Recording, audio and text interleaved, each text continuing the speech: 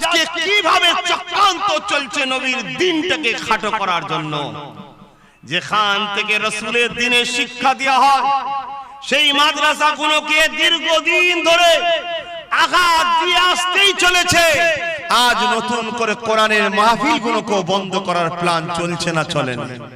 জোরে বলুন।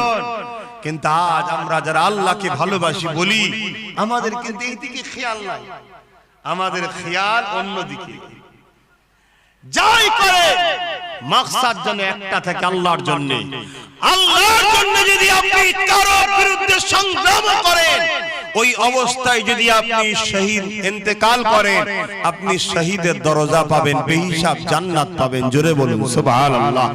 আর আল্লাহর জন্য আপনি যদি কারো বিরুদ্ধে লড়াই করে সেই জালিমকে খতম করেন, আল্লাহ আপনাকে যদি ওই লড়াইয়ে জয় দেয়, কামিয়াবি দেয়, আল্লাহ আপনাকে গাজীর দরজা দেবে, কত মালও পাবেন, জান্নাতও পাবেন। জোরে বলুন সুবহানাল্লাহ।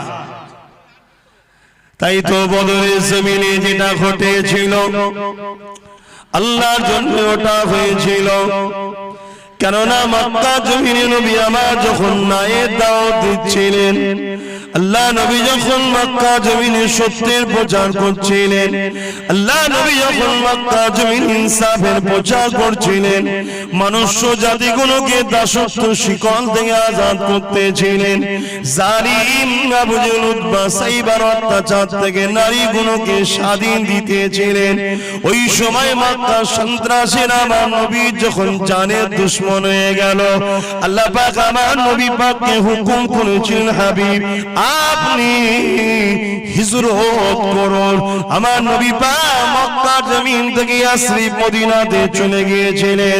মদিনার জমিনে গিয়ে আল্লাহ নবী মদিনার জমিনে দুনিয়ার মানুষ ওখানে যাচ্ছে,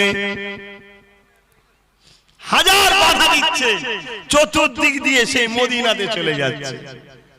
মক্কা থেকে চলে গেল মদিনায়, তাও মদিনাতে লোক ভিড় করছে। আমার আব্বাজান একটা কথা বলতেন ছোটবেলায়, শোনো তুমি কার বেটা পরের কথা, মধু থাকলে মৌমাছি আসবে। কথাটা কিন্তু ভালো না, খারাপ না, অতি সত্য কথা। মধু থাকলে মৌমাছি আসবে। আহা,